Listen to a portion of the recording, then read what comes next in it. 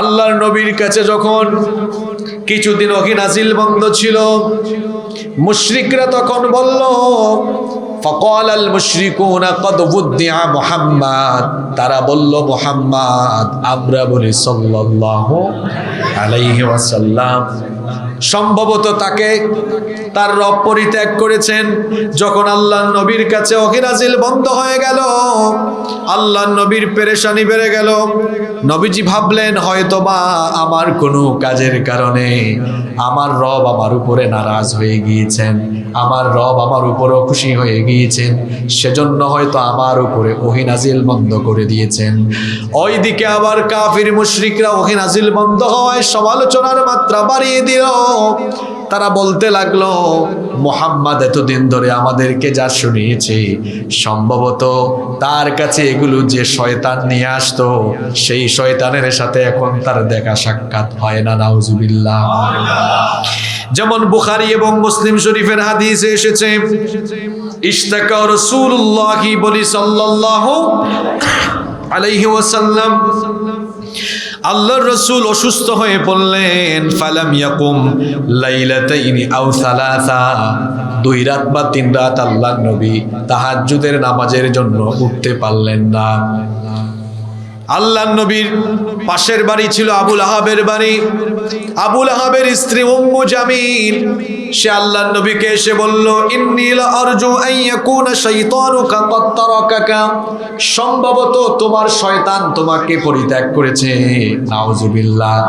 তারা বলতো যে আমাদের নবীর কাছে শয়তান এসে তারপরে নবীজিকে শয়তান কিছু একটা শিখিয়ে দিয়ে যায়, আর নবীজি সেটাই কোরআন হিসাবে প্রচার করেন, নাউজুবিল্লাহ। এমনি করে তারা যখন আমাদের নবীর ব্যাপারে বিষেধাগার আরম্ভ করলো, নবীজির ব্যাপারে আজে বাজে মন্তব্য আরম্ভ করলো, অন্যদিকে আল্লাহর নবীও ওহী নাজিল বন্ধ হয়ে যাওয়ায় পেরেশান হয়ে গেলেন। আল্লাহর নবীর পেরেশানি বন্ধ করার জন্য এবং কাফির মুশরিকদের সমালোচনার জবাব দেওয়ার জন্য অবশেষে আল্লাহ তাআলা কিছুদিন ওহী নাজিলের বিরতি দিয়ে আল্লাহ তাআলা এই সূরাটা নাজিল করে কাফিরদের কথার জবাব দিয়ে আল্লাহ তার নবীকে সান্ত্বনা দিলেন। সবাই আমার সঙ্গে পড়েন, ওয়াদ-দুহা ওয়াল-লাইলি ইযা সাজা মা ওয়াদ্দাআকা রাব্বুকা ওয়া মা ক্বালা। ওয়াদ-দুহা, শপথ পূর্বাহ্নে, শপথ দিনের যখন তা আলো ঝলমল হয়। ওয়াল-লাইলি ইযা সাজা, শপথ রাতের যখন তা তমসাচ্ছন্ন অন্ধকারে নিপতিত হয়। মা ওয়াদ্দাআকা রাব্বুকা ওয়া মা ক্বালা, নবী আপনার রব আপনাকে পরিত্যাগ করেননি, তিনি আপনার উপরে বেজারও হয়ে যাননি, নাখুশও হয়ে যাননি। সুবহানাল্লাহ। কথা বুঝে থাকলে জবাব দেন। আল্লাহ তার নবীকে সান্ত্বনা দিলেন, বললেন আপনার উপর আমি নারাজ নই, আপনাকে পরিত্যাগ করিনি। এই কথাটা বলার আগে আল্লাহ কসম করলেন কয়বার? এই বুঝি আপনাদের মনোযোগের ধরন। আমি তো ভাবছিলাম 20-30 মিনিট কথা বলবো, কিন্তু আমার তো মনে হয় না আমি আর 10 মিনিটও কথা বলবো এখানে। মনোযোগ আছে আপনাদের? আল্লাহ 2 বার কসম করলেন। গুরুস্থানে কথা বলতে আমি মজা পাই না। গুরুস্থানে কি পাবলিক কথা বলে? কবরস্থানের পাবলিক কথা বলে? কথা বলেন। আপনারা গুরুস্থানে না জিন্দাস্থানে? আপনাদেরকে বেশি রাত পর্যন্ত অপেক্ষা করানো ঠিক হয় নাই। আমার মনে হয় বাদেশে এমআরআই দিয়ে দিলে হয়তো পরে আপনারা মন ভরে কথা বলতেন। আপনাদের ঘুম আসছে চাচারা? এখানে অনেক চাচারা আছেন। চাচা ঘুম আসছে আপনাদের? আল্লাহ তার নবীকে ছেড়ে দেননি, পরিত্যাগ করেননি, নারাজও হননি। এই কথা বলার আগে আল্লাহ কসম করেছেন কয়বার? আপনারা কসম করেন না মাঝে মধ্যে? আমাদের কসম আর আল্লাহর কসম কি একরকম? একরকম মোটেও না। আমরা যখন কসম করি কার নামে করি? যেহেতু আল্লাহ সবার বড়, এজন্য আল্লাহর নামে কসম করে আমরা আমাদের কথাগুলোকে বিশ্বাসযোগ্য বা মজবুত হিসাবে তুলে ধরতে চাই। কিন্তু আল্লাহ তাআলা যখন কসম করেন, তখন তিনি কসমের পরে যে বিষয়টি নিয়ে আলোচনা করেন সেটার সাথে রিলেটেড সামঞ্জস্যপূর্ণ বিষয়ের কসম করে আল্লাহ তাআলা ওই বিষয়টি গুরুত্ব তুলে ধরে সে বিষয়টি আলোচনা করেন। তো এখানে আল্লাহ কেন দিন এবং রাতের কসম করেছেন সেটি বলার আগে আরেকটি বিষয় বলি। মনে রাখবেন, আমলের আগে নিজের ঈমান এবং আকীদাকে পরিশুদ্ধ করতে হয়। কারণ ঈমান আকীদা পরিশুদ্ধ না থাকলে কোনো আমল আল্লাহর দরবারে কবুল হয় না। এজন্য দেখুন, কবরের 3টা প্রশ্ন আমলের নয়, 3টা প্রশ্ন আকীদার। মার রব্বুকা ওয়া মা দীনুকা ওয়া মান নাবিয়্যুকা আও ওয়া মা হাযার রাজুলু আল্লাযী বুইসা ফীকুম। রবের প্রশ্ন, দ্বীনের প্রশ্ন, নবুয়তের প্রশ্ন, এগুলো আমলের না আকীদার? জোরে বলেন, আকীদার প্রশ্ন, এগুলো আমলের নয়। তো আকীদার কথা এখানে কেন বললাম? আমাদের সমাজে অনেক মানুষ আছে যারা কসম করতে গিয়ে মাঝে মাঝে এরকমও কসম করে, আমার বাবার কসম, আমার মায়ের কসম, আমার পিতার কসম, দাদার কসম, নানার কসম, নানির কসম। স্বামী বলে আমার বউয়ের কসম, বউ বলে আমার হাজব্যান্ডের কসম, সন্তানের কসম, কাবা শরীফের কসম, রাসূলের কসম।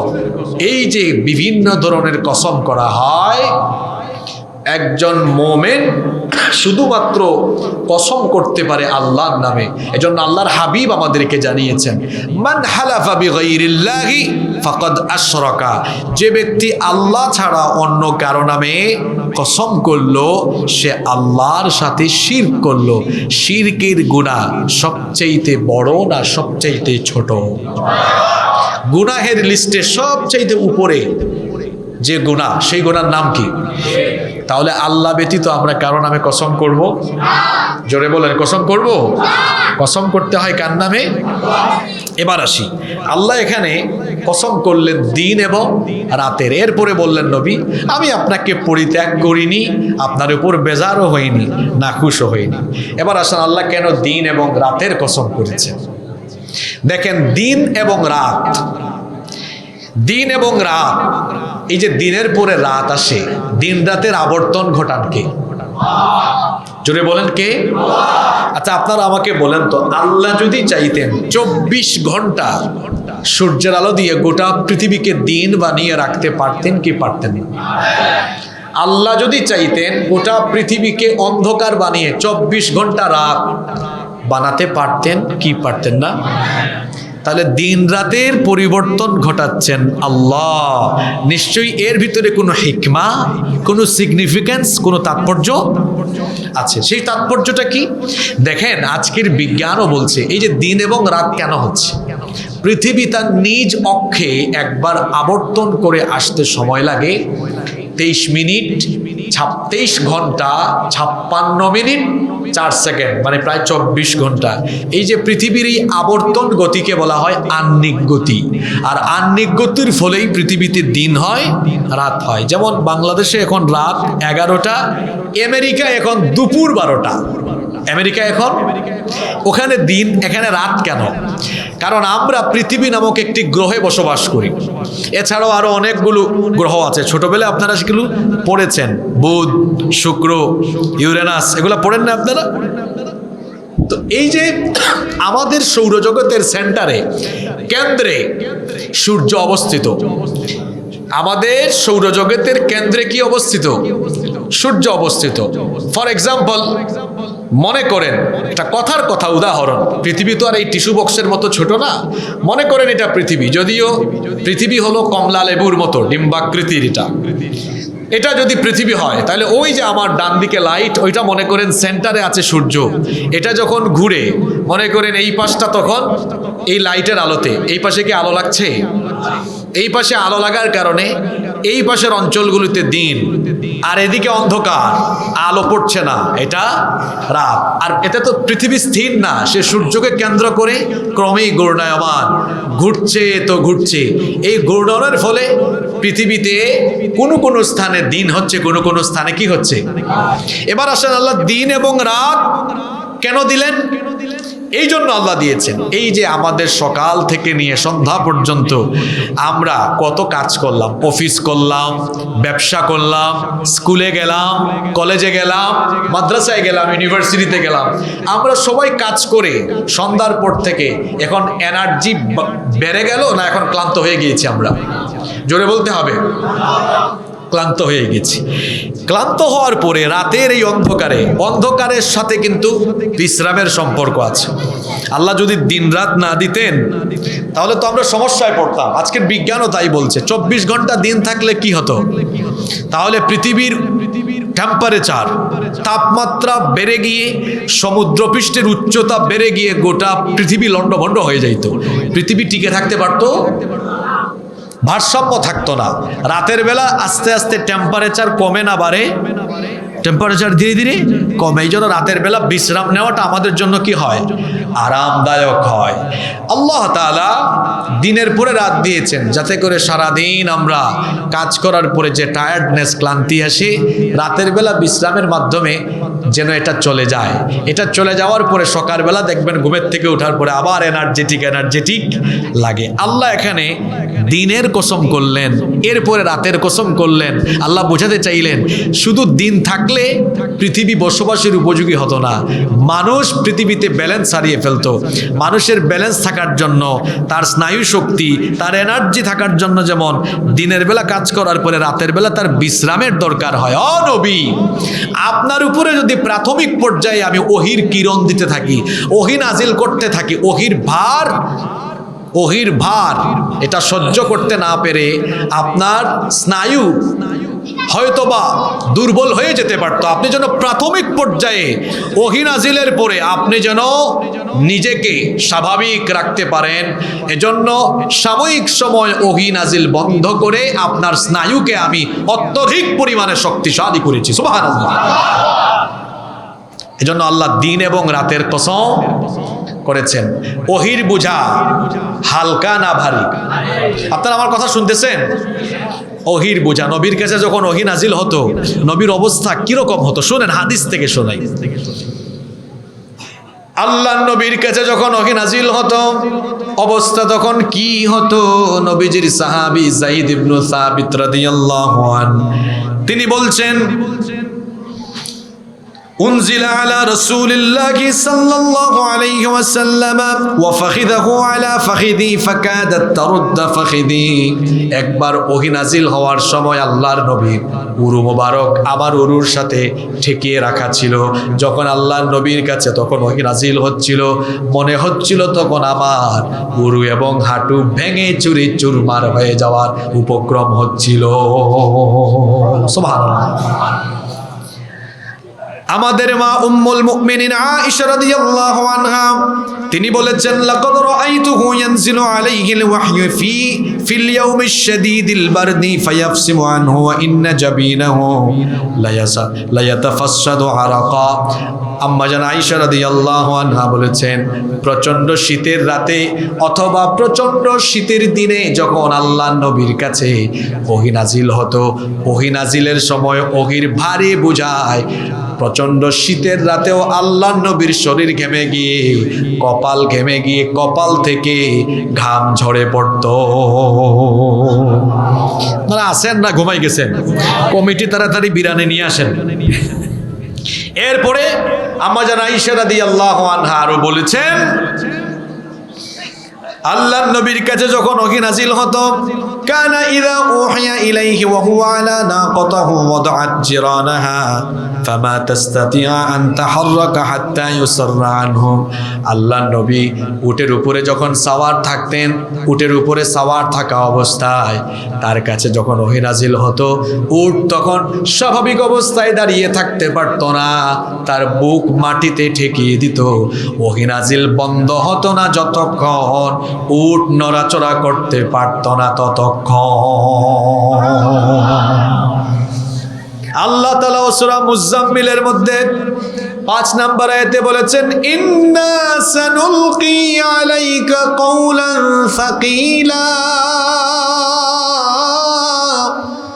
নিশ্চয়ই আমি আপনার উপরে ভারী বোঝা পাঠাচ্ছি, ভারী বোঝা নাজিল করছি। ওহী নাজিলের এই বোঝা, এই ভারী বোঝা যদি নবুয়তের প্রথম পর্যায়ে ক্রমাগতভাবে নাজিল হতো, তাহলে আল্লাহর নবী প্রাথমিক পর্যায়ে সেটা স্বাভাবিক অবস্থায় হয়তো নিতে পারতেন না। দিনের পরে যেমন রাতের দরকার বিশ্রামের জন্য, যাতে করে বিশ্রাম নিয়ে মানুষ আবার স্বাভাবিক হতে পারে, ঠিক তেমনি ভাবে ওহীর প্রাথমিক অবস্থায় নাজিল হওয়ার পরে আল্লাহর নবীর স্নায়ুকে শক্তিশালী করার জন্য ওহী বন্ধ করা সাময়িক সময়ের জন্য দরকার ছিল। এজন্য আল্লাহ বলেন, নবী সাময়িক সময়ের জন্য ওহী নাজিল বন্ধ রেখে আমি তো আপনার উপরে জন্য নারাজ হয়ে যাইনি, ছেড়েও দেইনি, বরং দিনের পরে যেমন রাতের দরকার, ওহী নাজিলের পরে কিছুকাল আপনার জন্য বিরতিও দরকার। এজন্য আল্লাহ তার নবীকে জানিয়ে দিলেন, ওয়াদ-দুহা ওয়াল-লাইলি ইযা সাজা মা ওয়াদ্দাআকা রাব্বুকা ওয়া মা ক্বালা। শপথ দিনের, শপথ রাতের, যখন তো অন্ধকার হয়, ও নবী আমি আপনাকে পরিত্যাগ করিনি, আপনার উপর বেজারও হয়ে যাইনি। সুবহানাল্লাহ। এবার আপনারা আমাকে বলেন, আল্লাহর নবীর কাছে 12, 15, 20, 25 বা 40 দিন ওহী নাজিল বন্ধ ছিল, এজন্য আল্লাহর নবীর পেরেশানি কম ছিল না বেশি ছিল? আছেন আপনারা? পেরেশানি কম ছিল না বেশি ছিল? এবার আমাকে জবাব দিয়েন না, নিজের বিবেককে প্রশ্ন করে মনে মনে নিজেকে নিজে জবাব দেন। আপনি কি জাতের আশেকে রসুল আমাকে বলেন, নবীর কাছে 30-40 দিন ওহী নাজিল হয় না, পেরেশানি আর পেরেশানি, আর আপনার 30-40 নয়, 30-40 বছর চলে গিয়েছে, আপনি এখনো কোরআনের রঙে নিজেকে রাঙাতে পারলেন না, আপনার মধ্যে এখনো পেরেশানি দেখা যায় না। এটা ঠিক বলে জবাব দেওয়ার দরকার নেই। আমি বলেছি নিজের বিবেককে এই প্রশ্নটা করে।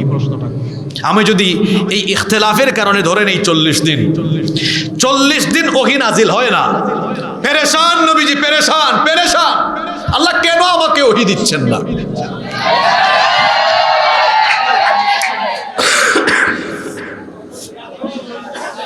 এরা কি মাহফিলে আসছে নাকি তামাশায় আসছে? ইলেকট্রিসিটি চলে গেছে। আচ্ছা, মাইক আছে তো নাকি? ঠিক আছে, আমরা কথা চালাবো ইনশাল্লাহ।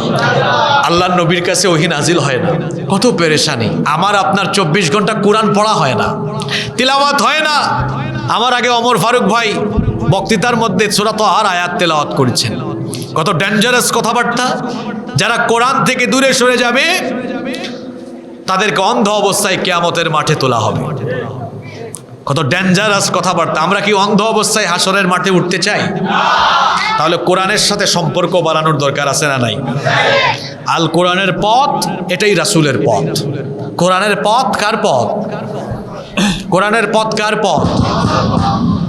আল কোরআনের পথ এটাই হইল রাসূলের পথ। তাহলে আল্লাহ তাআলা তার নবীকে জানালেন, নবী আমি আপনাকে পরিত্যাগ করিনি, আমি আপনার উপর নারাজও হয়ে যাই। এদিকে তাকান।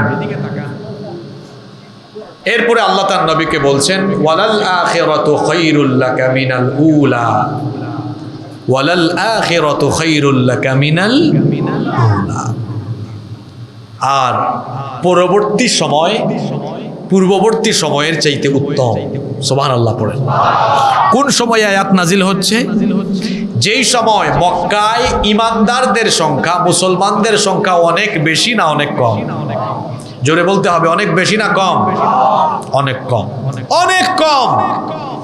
ঈমানের ঘোষণা দিলেই কাফেররা পিটায়া পিটায়া রক্তাক্ত করেছে। গত 15 বছর আপনারা বাংলাদেশে কোরআন বিরোধী, ইসলাম বিরোধী স্বৈরাচার ফ্যাসিস্টদের নির্যাতন যে দেখেছেন, এটা নতুন নয়। এটা কোরআন নাজিলের যুগেও ছিল, কোরআন বিরোধীরা সেই যুগেও এটা করত। এই যুগেও কোরআন বিরোধীরা কোরআন ওয়ালাদের সাথে, আলেম উলামাদের সাথে যে কাজ করেছে, যে কর্মকাণ্ড করেছে, সেটা আবু জেহেলীয় স্টাইলেই তারা করেছে। সেই সময় নবীজিকে গালি দেওয়া হচ্ছে। আমার নবীকে কাফিররা পাগল বলছে, জাদুকর বলেছে, আমার নবীকে কাফিররা গণক বলেছে, কবি বলে উপহাস করেছে, মিথ্যাবাদী বলেছে, নাউজুবিল্লাহ। সাহাবীদেরকে ধরে ধরে পিটাচ্ছে। ওই সময় আল্লাহ নবীজিকে বলছেন, নবী হতাশ হবেন না, ওয়ালাল আখিরাতু খায়রুল লাকা মিনাল উলা। যে সময় সামনে আসতেছে, সামনের সময়গুলো এখনকার মতো দুর্দিন হবে না, দুর্দিনের পরে সুদিন আসতেছে, পরবর্তী সময় এই সময়ের চাইতে উত্তম হবে। সুবহানাল্লাহ। ওয়ালা সাউফা ইউতিকা রাব্বুকা ফাতারদা।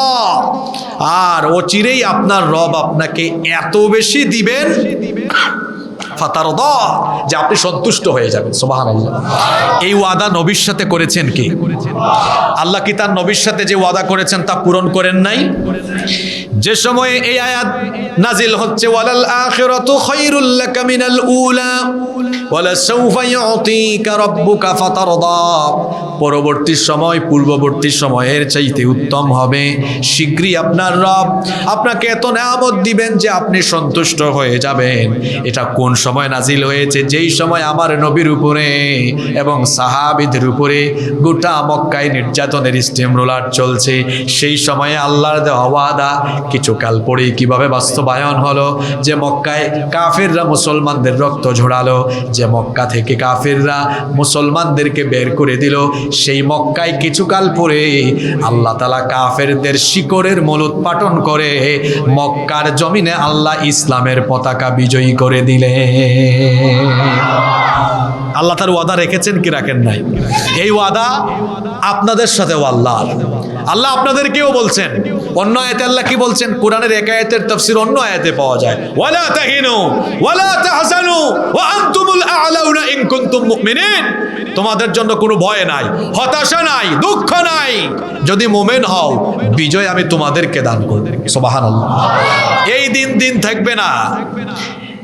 গত যে দিনগুলো গেল, সামনের দিনগুলো এরকম হবে না। গত 5ই আগস্ট, জুলাই আগস্টে কোনো ইসলামী বিপ্লব হয়নি, এটা হয়েছে ছাত্র জনতার গণবিপ্লব। কিন্তু খুব সন্নিকটে শীঘ্রই বাংলাদেশে আরেকটি বিপ্লব অনুষ্ঠিত হবে, সেটি হচ্ছে ইসলামী বিপ্লব, ইনশাআল্লাহ। কি আপনাদের কাছে এটা স্বপ্ন মনে হয় না বাস্তব? কোরআন গবেষণা করেন তাহলে বুঝবেন। আগামীর পৃথিবী হবে ইসলামের পৃথিবী, আগামীর পৃথিবী হবে কোরআনের পৃথিবী, ইনশাআল্লাহ। ওয়াদা কার? ওয়ালা সাউফা ইউতিকা রাব্বুকা ফাতারদা, শীঘ্রই আপনার রব আপনাকে এত কিছু দিবেন আপনি খুশি হয়ে যাবেন।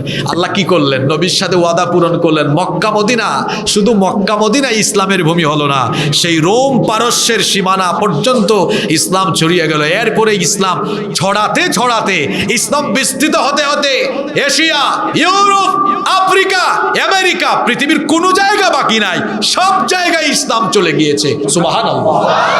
ওয়াদাটা কার? ওয়াদাটা আল্লাহ। কোন মুফাসসির এই আয়াতের ব্যাখ্যা করেছেন যে আল্লাহ এখানে বলেছেন, নবী দুনিয়ার চাইতে আপনার জন্য আখিরাত আরো উত্তম হবে। আমার নবীর মর্যাদা সম্মান দুনিয়াতে সবার কম না বেশি? জোরে বলতে হবে, সবার। আমার নবীর চাইতে মর্যাদা এই পৃথিবীতে আর কারো হতে পারে না। দুনিয়াতে যেমন আমার নবীর সম্মান বেশি, ইজ্জত বেশি, মর্যাদা বেশি, আখিরাতেও। আপনারা বলবেন, হুজুর ইজ্জত এত বেশি হইলে আমার নবী পরে আসছেন কেন? আজকের মাহফিলে আমাকে আপনারা বানাইলেন প্রধান বক্তা, আমাকে কি আপনারা শেষে দিয়েছেন না প্রথমে দিয়েছেন? তাহলে বোঝা গেল মূল গুরুত্বপূর্ণ যিনি তাকে দেওয়া হয় সবার। আমার নবী হচ্ছেন বিশ্ব সভার প্রধান অতিথি, এজন্য তিনি এসেছেন সবার শেষে। সুবহানাল্লাহ। আদম আগে এসেছেন মানে আদম সবার উপরে মর্যাদাবান, বিষয়টা এমন নয়। আমার নবী দুনিয়ার সমস্ত পয়গম্বরদের নবী, সমস্ত পয়গম্বরদেরও লিডার, সৈয়দ আল্লাহ আমার নবীকে বানিয়েছেন। সুবহানাল্লাহ। এজন্য তো আমরা বলি সৈয়দুল মুরসালিন ইমামুল মুরসালিন, সমস্ত রসুলদের নেতা হলেন আমার নবী। সেই মেরাজের কাহিনী আপনারা জানেন। মসজিদে আকসায় সকল নবী রাসূলদের উপস্থিতিতে আমার নবীকে জিবরিল আমিন সামনে দিলেন, বললেন, নবী আপনি নামাজের ইমামতি করেন। এখানে আদম থেকে ঈসা আলাইহিমুস সালাম সব নবীরা উপস্থিত। নবীজি বললেন, আমি তো সবার পরে আসছি, আমি কেন সামনে যাব? নবীজি বললেন, তখন জিবরিল বললেন, আপনি সামনে যাবেন, কারণ আল্লাহ আপনাকে এই সকল নবী রাসূলদেরও নবী বানিয়েছেন। সুবহানাল্লাহ। আমার নবীর ইজ্জত সম্মান কম না বেশি? শুধু দুনিয়ায় না আখিরাতেও? আখিরাতে আমার নবীর মর্যাদা এত বেশি, আল্লাহর হাবিব তার নিজের জবানে বলেছেন, আনা সাইয়্যিদু ওয়ালাদি আদম ইয়াউমাল কিয়ামা। কিয়ামতের ময়দানে আল্লাহ আমাকে মানব জাতির নেতা বানিয়ে দিবেন। কিয়ামতের ময়দানে মানুষ যখন 50,000 বছর দাঁড়িয়ে থাকবে, দিশেহারা হয়রান পেরেশান হয়ে যাবে, মানুষ দিক বিদিক ছোটাছুটি করবে। বিচারের দিনটা হবে 50,000 সানাতিম মিম্মা তাউদ্দুন। আল্লাহ তাআলা আমাদের হিসাব অনুযায়ী এটা হবে 50,000 বছরের সমতুল্য। কিয়ামতের ময়দানে আমার নবীর স্ট্যাটাস সম্মান দেখেন কত বেশি। আমার নবী মুখ খুলে আল্লাহকে বলবেন না যতক্ষণ আল্লাহ বিচারও আরম্ভ করবেন না ততক্ষণ। সুবহানাল্লাহ। শুধু কি তাই, আমার নবীর মর্যাদা কত বেশি, কিয়ামতের দিন আল্লাহ জান্নাতের উদ্বোধন করাবেন আমার নবীকে ডেকে। এটা কি বানানো কথা? আমার হাদিস শোনাই আপনাদেরকে। আল্লাহর নবী বলেছেন, আতি বাবাল জান্নাতি ইয়াউমাল কিয়ামা। কিয়ামতের ময়দানে, কিয়ামতের দিনে আমি জান্নাতের দরজার কাছে আসব। জান্নাতের দরজার কাছে এসে বলবো, ফাস্তাফতিহ, জান্নাতের দরজা খোলো। ইয়াকুলুল খাজিন, জান্নাতের দারওয়ান দ্বাররক্ষী ফেরেশতা তখন বলবে, মান আনতা, আপনি কে? নবীজি বলবেন, আমাকে চেনো না? আনা মুহাম্মদ, আমরা বলি সাল্লাল্লাহু আলাইহি ওয়াসাল্লাম। ফেরেশতা তখন বলবে, বিকা উমিরতু, আপনার ব্যাপারেই তো আদিষ্ট হয়ে আমি দাঁড়িয়ে আছি। আল্লাহ আমাকে বলেছেন আপনি আসবেন না যতক্ষণ জান্নাতের দুয়ার খোলা হবে না ততক্ষণ। তাহলে আমার নবীর মর্যাদা দুনিয়ায় আখিরাতে সবার থেকে বেশি আমার নবীর এই মর্যাদা দিয়েছেন কি? সব দিক থেকে তিনি সেরা, শ্রেষ্ঠ। চেহারার সৌন্দর্য কেমন? সব দিক থেকে সেরা। ইউসুফ নবীকে আল্লাহ দিয়েছেন দুনিয়ার অর্ধেক সৌন্দর্য, আমার নবীকে দিয়েছেন আল্লাহ দুনিয়ার পুরা সৌন্দর্য। সুন্দরের দিক দিয়ে, জোরে বলেন, সুন্দরের দিক দিয়ে আমার নবী সেরা। আমার নবীর চাইতে সুন্দর কেউ। আম্মা জান আয়েশা রাদিয়াল্লাহু আনহা বলেছেন, মিশরের যে সকল নারীরা ইউসুফ নবীকে দেখে রূপে পাগল হয়ে আঙ্গুল কেটেছে, ওরা তো আমার নবীকে দেখে নাই। যদি দেখতো হাত না, কলিজা কেটে ফেলতো, টেরও পেত না। সুবহানাল্লাহ। একজন সাহাবী জাবির বিন সামুরা, তিনি বলছেন, আমি চাঁদনি রাতে চাঁদের দিকে একবার তাকাই, একবার আমার নবীর দিকে তাকাই। আমার নবীর দিকে যখন তাকালাম, আমার কাছে মনে হলো আকাশের আসমানের ওই চাঁদের চাইতেও আমার নবী আরো বেশি সুন্দর। সুবহানাল্লাহ। সুন্দরের দিক থেকে সেরা। গুণাবলী যদি বলেন, আদম থেকে নিয়ে ঈসা আলাইহিমুস সালাম সব নবীকে আল্লাহ যে সকল গুণাবলী দিয়েছেন, সব নবীদের গুণগুলো আল্লাহ এক জায়গায় করে একা আমাদের নবীকে দান করে দিয়েছেন। চরিত্র যদি বলেন, তাহলে নবীজির চরিত্র হলো এমন, Prophet Muhammad sallallahu alaihi wasallam is the best example for the entire humanity. তিনি হচ্ছেন ধর্ম বর্ণ নির্বিশেষে তামাম দুনিয়ার সকল মানুষের জন্য অতুলনীয় অনন্য আদর্শ। সুবহানাল্লাহ। ওয়া ইন্নাকা লাআলা খুলুকিন আযীম। নিশ্চয়ই নবী নৈতিকতার মানদণ্ডে আপনি সুমহান আদর্শের উপরে সুপ্রতিষ্ঠিত। সুবহানাল্লাহ। সেই নবীকে আল্লাহ ওয়াদা দিচ্ছেন ইহকালের চাইতে পরকাল আরো উত্তম। সম্মানিত উপস্থিতি, খারাপ লাগতেছে আপনাদের? কিন্তু আমরা শেষের দিকে চলে আসতেছি। এবার আল্লাহ তাআলা বলছেন, নবী, সামনের দিনগুলোতে আপনাকে যে নিয়ামত দিব, দুনিয়ায়ও দিব, আখিরাতেও দিব। এর কিছু নমুনা আপনাকে বলি। অতীতেও কিন্তু আমি আপনাকে দিয়েছি, আপনাকে অতীতেও আমি ছেড়ে দিইনি। আল্লাহ এবার পরের আয়াত থেকে এগুলো স্মরণ করিয়ে দিচ্ছেন। এই সূরাটা আপনাদের অনেকের মুখস্থ আছে, যারা পারেন আমার সাথে পড়েন। আল্লাহ তার নবীকে এবার অতীতের নিয়ামতের কথা স্মরণ করিয়ে দিচ্ছেন। আল্লাহ তার নবীকে বলছেন, আলাম ইয়াজিদকা ইয়াতীমান ফাআওয়া। আমি কি আপনাকে এতিম অবস্থায় পাইনি? আর এতিম অবস্থায় পেয়ে আমি কি আপনার উত্তম আশ্রয়ের ব্যবস্থা করিনি? আমার নবী তো এতিম হয়ে দুনিয়াতে এসেছেন। এমন এতিম ছিলেন, দুনিয়াতে আসার আগে তিনি পিতৃহারা এতিম হয়ে গেলেন। দুনিয়ায় আসলেন পিতৃহারা এতিম হয়ে, তার পিতা নাই। আল্লাহর নবীর জন্ম হলো মা আমেনার ঘরে। সেই যুগে আরবদের রীতি ছিল, আরবদের নিয়ম ছিল, যখন আরবদের শহরে কোনো ঘরের মধ্যে সন্তান জন্ম নিত, শহরের লোকবালাই থেকে শিশুকে হেফাজতে রাখার জন্য মরুভূমির বেদুইন অঞ্চলে পাঠিয়ে দেওয়া হতো। মরুভূমির রুক্ষ আবহাওয়ায় শিশুরা যেন শক্তিশালী হয়ে বেড়ে ওঠে, সেজন্য মরুভূমির বেদুইনদের কাছে, ধাত্রী মহিলাদের কাছে পাঠানো হতো। আর আরো একটি কারণ ছিল, মরুভূমির বেদুইনদের ভাষা ছিল বিশুদ্ধ, শিশুরা যেন ছোটকাল থেকে বিশুদ্ধভাষী হয়ে ওঠে। এই জন্য তৎকালীন আরবের শহরাঞ্চলের লোকেরা শিশু জন্ম নিলে পরে ওই মরুভূমির বেদুইন অঞ্চলের ধাত্রী মহিলাদের কাছে দিয়ে দিত। আল্লাহর নবীর বেলায়ও তাই ঘটছে। আল্লাহর নবীর জন্মের পরে নবীজির দাদা আব্দুল মুত্তালিব ধাত্রী মহিলার সন্ধান করছেন। যেহেতু নবীজির পিতা নাই, পিতা ছাড়া এতিম, মহিলারা মনে করলেন যেহেতু পিতা নাই, এতিম সন্তানটিকে নিলে পারিশ্রমিক কম পাবো, এজন্য কেউ ঘরের ভিতরেও যায় না, আবার নবীকেও দেখে না। ওইদিকে তায়েফের বনু সাদ গোত্র থেকে একদল নারীরা মক্কায় আসলেন দুগ্ধ শিশু তালাশের জন্য। তারা এসে যার যার মতো করে শিশুদের সন্ধান করে শিশুদেরকে নিয়ে গেলেন। অবশেষে এলেন বনু সাদ গোত্রের সবচাইতে সৌভাগ্যবতী নারী হালিমাতুস সাদিয়া। সেই সময়টা ছিল দুর্ভিক্ষের সময়। দুর্ভিক্ষের কারণে তার গাধা অত্যন্ত জরাজীর্ণ ছিল, হালকা পাতলা ছিল। ধীর গতিতে চলতে চলতে তার গাধা যখন মক্কা নগরীতে এলো, এসে দেখলেন কোনো শিশু নাই, সব শিশুগুলোকে নিয়ে অন্যান্য নারীরা চলে গিয়েছে।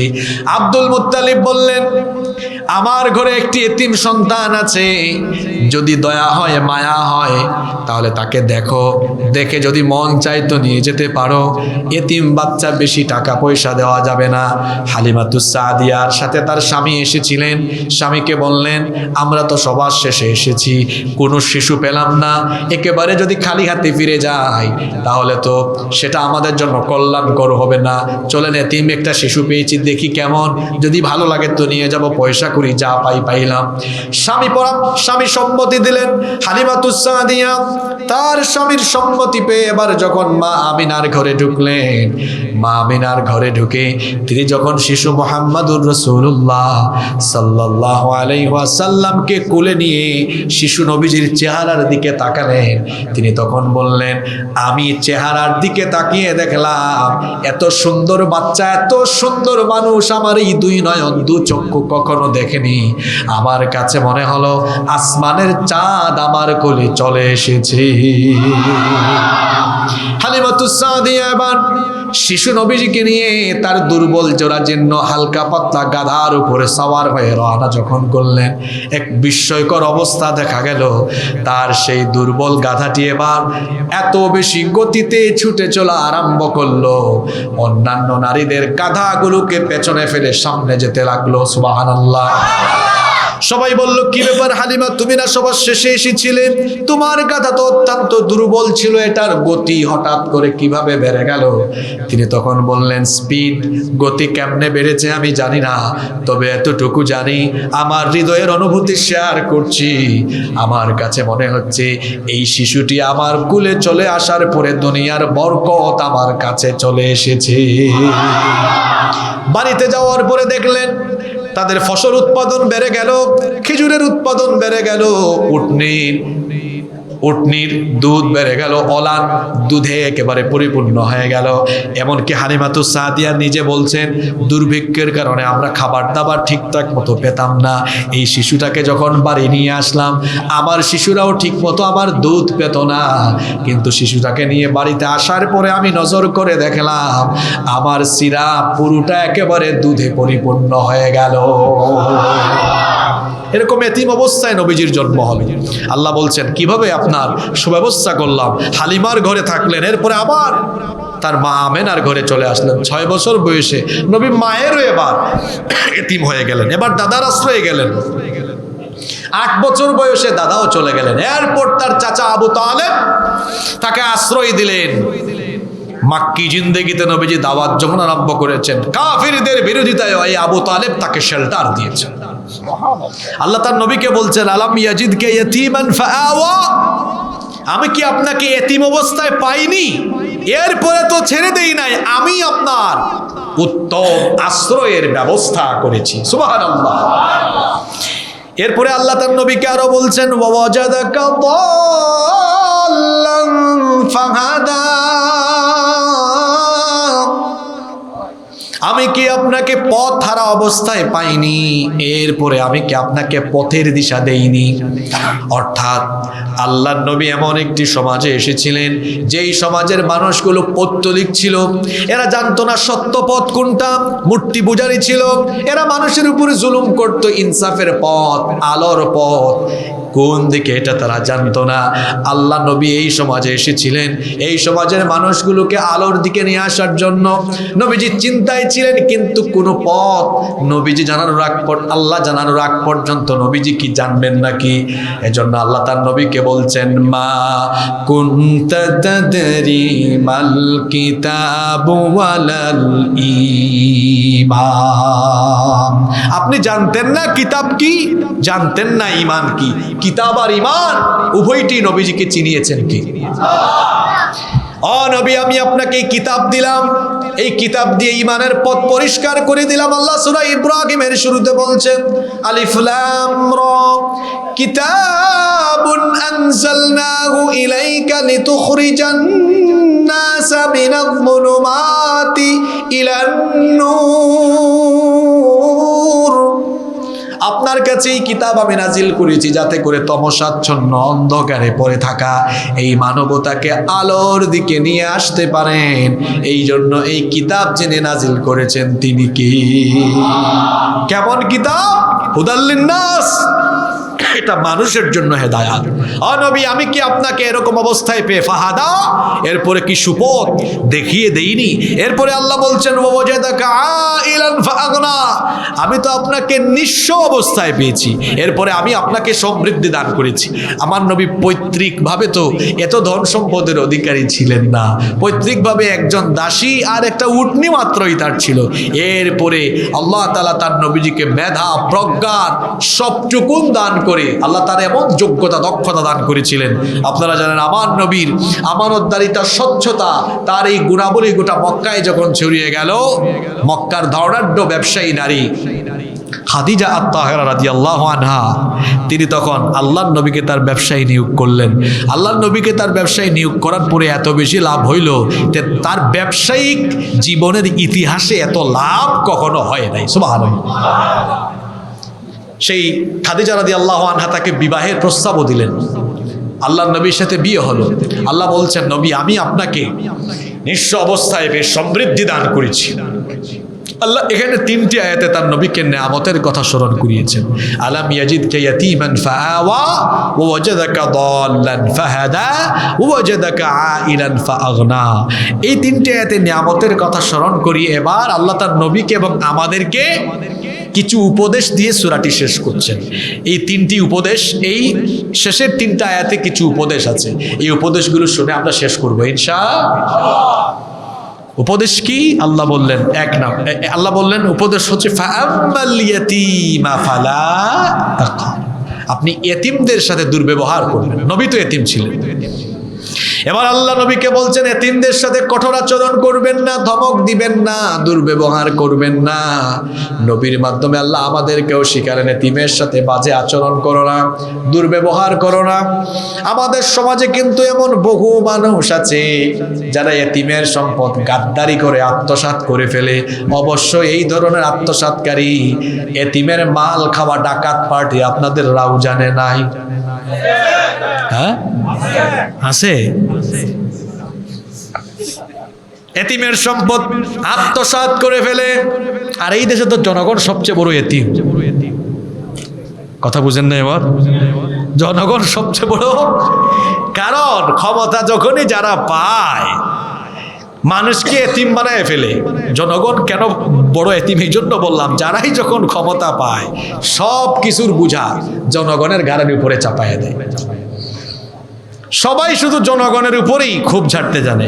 দেখেন নাই সেনাবাহিনী নামানোর পরে কিছুদিন ধরে সেনাবাহিনী পাবলিকরে খুব পিটাইতেছে না? বলতেছে শান্তি শৃঙ্খলা আনয়নের জন্য। আমাদের সেনাবাহিনী আর পুলিশ বাহিনী যদি আগে দরবেশ বাবাদেরকে এরকম পিটাইতো, আর আপনাদের এলাকারও আরেক দরবেশ আছেন, এই দরবেশদেরকে যদি আগে থেকেই পিটাইতো, বাংলাদেশের মানুষ পিটান লাগতো না, মানুষ আরো ভদ্র এমনিতেই থাকতো।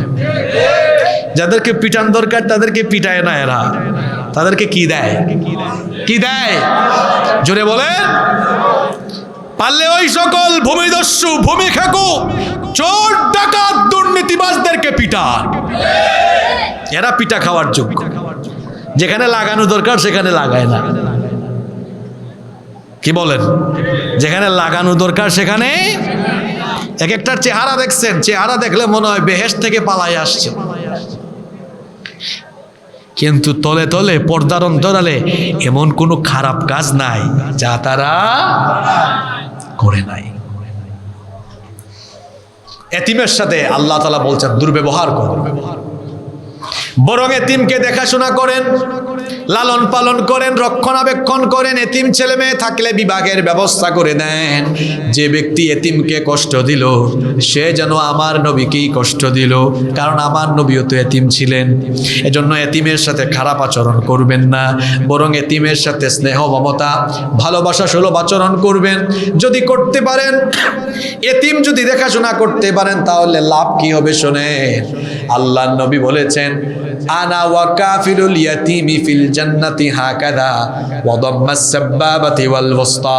এই দুটো আঙ্গুল একত্রিত করে আল্লাহর নবী দেখালেন, সাহাবীদেরকে বললেন, এতিমের দেখাশোনা করা ব্যক্তি আর আমি নবী কিয়ামতের দিন এইভাবে এক জান্নাতে অবস্থান করব। তাইলে এতিমের সাথে ভালো আচরণ করবেন তো ইনশাআল্লাহ। এরপরে আল্লাহ বলছেন, ওয়া আম্মাস সাইলা ফালা তানহার। আর যারা সাইল আছে, প্রার্থী, অসহায়, অভাবী মানুষ আছে, তারা যদি চায় তাদেরকে ধমক দিয়ে তাড়িয়ে দিও না, তাদেরকে সাহায্য করো। আমাদের সমাজে অনেক অভাবী, অসহায় মানুষ আছে না নাই? আমরা যারা সম্পদশালী, আমাদের যাদেরকে আল্লাহ সম্পদ দিয়েছেন, আমাদের সম্পদের ভেতরে সেই অভাবী, অসহায় সাইলদের একটা হক রেখে দিয়েছেন কি? এজন্য আল্লাহ বলছেন, ওয়াফি আমওয়ালিহিম হাক্কুল লিস-সাইলি ওয়াল মাহরুম। তাদের সম্পদের ভেতরে অভাবী, অসহায়দের একটা হক আছে। এখন আমরা যারা সম্পদশালী, আমাদের সম্পদে যাদের হক আছে, তাদের হক তাদেরকে দিয়ে দেওয়ার দরকার আছে না নাই? সেটা কেমনে দিবেন? আপনার প্রয়োজনের অতিরিক্ত সম্পদ অভাবী, অসহায়দেরকে দিবেন, আল্লাহর পথে খরচ করবেন। আল্লাহর পথে যদি খরচ করেন, অভাবী অসহায়ের কল্যাণে যদি পাশে দাঁড়ান, আল্লাহর নবী বলেছেন, যে ব্যক্তি কোনো অভাবী অসহায় মানুষের অভাব বা প্রয়োজন পূরণ করে দেয়, আল্লাহ ওই ব্যক্তির দুনিয়া আখিরাতের সকল প্রয়োজন পূরণ করে দিবে। এরপরে আল্লাহ শেষ করছেন, শেষ আয়াত, ওয়া আম্মা বিনি'মাতি রাব্বিকা ফাহাদ্দিস। ও নবী, আল্লাহর যত নেয়ামত আছে এগুলো বর্ণনা করেন। আমি যে এত নেয়ামত দিলাম, এই নেয়ামতের বহিঃপ্রকাশ করেন। নেয়ামত পেয়ে শুকরগুজারি হলে নেয়ামত বাড়িয়ে দেন কে? এজন্য আল্লাহ বলছেন, লা ইন শাকারতুম লা আযীদান্নাকুম ওয়া লা ইন কাফারতুম ইন্না আযাবি লাশাদীদ। যদি আমার শুকরগুজার বান্দা হও, যত নেয়ামত দিয়েছি এই নেয়ামত আমি আরো বহু গুণে বৃদ্ধি করে দিব। সুবহানাল্লাহ।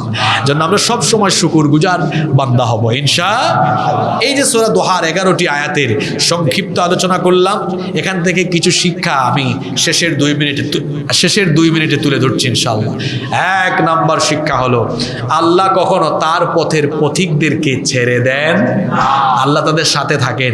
ইমানদাররা যদি আল্লাহর উপর ভরসা করে, আল্লাহর সাথে ইমানি সম্পর্ক মজবুত করে তৈরি করতে পারে, আল্লাহ তাদেরকে কখনো ছেড়ে দেন। এজন্য জীবনের সুসময়ে, দুঃসময়ে, সর্বাবস্থায় যার উপরে অটল অবিচল থাকতে হবে এবং যার সাথে ইমানের সম্পর্ক বাড়াতে হবে, তিনি কি? 2 নাম্বার মনে রাখতে হবে, আল্লাহ তাআলা ইসলামের বিজয় দান করবেন। এটা কার ওয়াদা? আল্লাহ বলেছেন পরবর্তী দিনগুলো এটা আগের চেয়ে উত্তম হবে। আগামীর দিনগুলো ইসলামের দিন হবে, এই দৃঢ় বিশ্বাস অন্তরে রেখে আল্লাহর দিনের পথে অটল থাকতে হবে। দ্বীনি দাওয়াতি আন্দোলনে নিজেদেরকে শামিল করতে হবে ইনশাআল্লাহ। 3 নম্বর শিক্ষা হলো এতিমের সাথে, অভাবীদের সাথে কখনো দুর্ব্যবহার, খারাপ আচরণ করা যাবে। 4 নম্বর, নিজেকে আল্লাহর শুকরগুজার বান্দায় পরিণত করার চেষ্টা করতে হবে। আমাদের সমাজে শুকরিয়া নাই, এ ধরনের মানুষের সংখ্যা সবচেয়ে বেশি। যে আমি আপনাদেরকে বলি, একটা উদাহরণ দিয়ে শেষ করি। মানুষ হলো এমন, সে যত পায় আরো পাইতে চায়। এখানে বিরিয়ানির প্যাকেট একটু পরে বন্টন করবেন, একটা দিয়া যদি বলেন আরেকটা একটু দেই, না করবেন না। মানুষের স্বভাব হলো এমন। এজন্য একটা হাদিস আছে এমন, আল্লাহ নবী বলেছেন, আদম সন্তানকে যদি একটা সোনা ভরা উপত্যকা দেওয়া হয়, সে বলবে, ইস, যদি আরেকটা সোনা ভরা মাঠ পেতাম। আল্লাহ নবী বলেছেন, ওয়ালাইয়ামলা ফাহু ইল্লা তুরাব, 3.5 হাত মাটি ছাড়া তার পেট কোনো কিছু দিয়ে ভরবে না। একটা বাড়ির মালিক হইলে বলে, যদি আরেকটা বাড়ি হইতো, রাউজানে একটা হয়েছে, কয় চিটাংয়ে যদি হইতো, চিটাংয়ে হয়েছে, কয় যদি ঢাকায় হইতো, ঢাকায় হয়েছে, কয় যদি এখন বেগম পাড়ায় হইতো। চাহিদার কোনো শেষ। আলহাকুমুত তাকাসুর, আল্লাহ সূরা তাকাসুরে বলেছেন, এভাবে তো প্রাচীর যে প্রতিযোগিতা করতে করতে করতে করতে হাত্তা জুরতুমুল মাকাবির, কবরে তোমরা গিয়ে হাজির হয়ে যাও। যেটুকু পেয়েছেন শুকরিয়া করেন। আপনি হাঁটতে পারেন, গাড়ি নাই, আলহামদুলিল্লাহ। পৃথিবীর বহু মানুষের পা নাই, হাঁটতে পারে না, আমি তার চেয়ে ভালো আছি। আপনার ছোট্ট একটা বাড়ি আছে, দুর্নীতি করে বড় বিল্ডিং বানানোর স্বপ্ন দেখার দরকার নাই। এই গভীর রাতে বের হয়ে দেখেন, চট্টগ্রাম শহরে গিয়ে দেখেন, আমরা তো রাতের পাখি। রাতের পাখি মানে রাতের বেলা সফর করি বেশি। রাস্তায় বস্তা গায়ের উপর দিয়ে শুয়ে আছে এরকম শত শত মানুষকে দেখি। আল্লাহ তো আপনাকে রাস্তায় ঘুম পাড়ায় নাই, আপনার তো ছোট্ট হলেও একটা ঘর আছে। শুকরিয়া করবেন কার? যারা শুকরগুজারি জীবন যাপন করে না, এদের জীবন কখনো দিনের পথে পরিচালিত হয় না। যতটুকু আছে শুকরিয়া করতে হবে কার? শুকরিয়া করলে কমে না। আল্লাহ বলেন, শুকরিয়া করলে শুধু বাড়ে, শুধু বাড়ে, শুধু বাড়ে। সুবহানাল্লাহ। তাহলে যে 5টা শিক্ষার কথা বললাম, এই 5টা শিক্ষা যেন আমরা আমাদের বাস্তব জীবনে প্রতিফলিত করতে পারি, মহান রব আমাদেরকে সেই তৌফিক দান করেন। আমিন।